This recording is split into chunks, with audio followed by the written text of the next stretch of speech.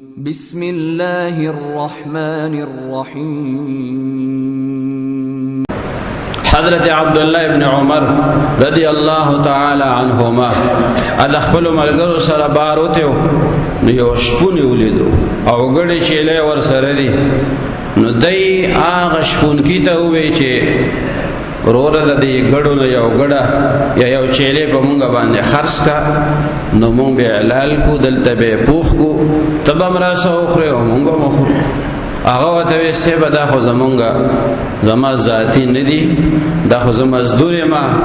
مالک چې دینو هغه زه مقرر کړم مددې په سرول باندې ایوه ته وی مالک دلته کې کم دی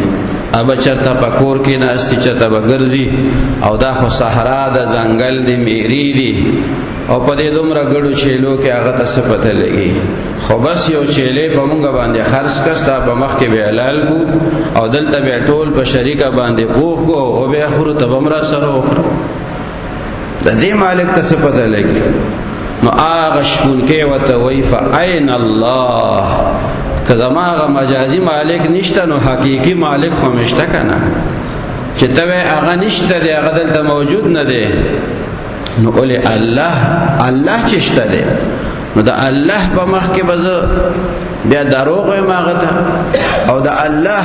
جل شانه د طرفنا دا یو امانت ما تاواله شوی دی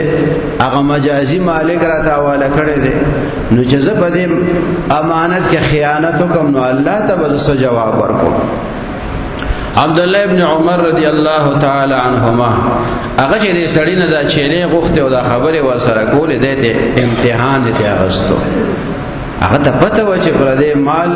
هغه دې په موږ باندې نشي خرڅولې خو معلومول چې شپون چې دې د تقوا څومره حد پورې ده او دې په صحرا کې په میرو کې ګرځي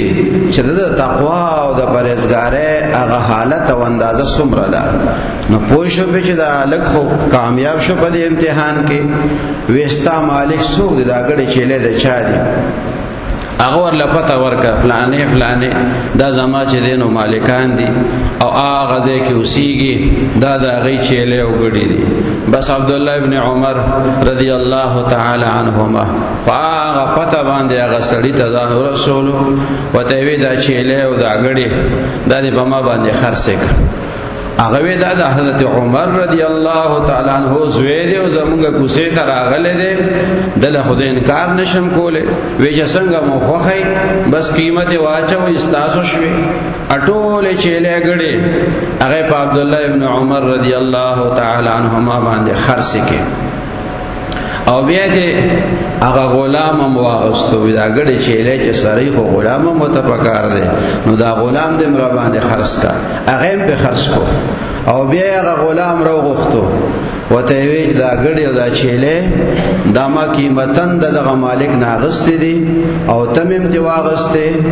ابم د ته وای چې توس خرڅ شوی او دا چيله غړي اوس دا غدي خو ما د الله تعالی د رضا لپاره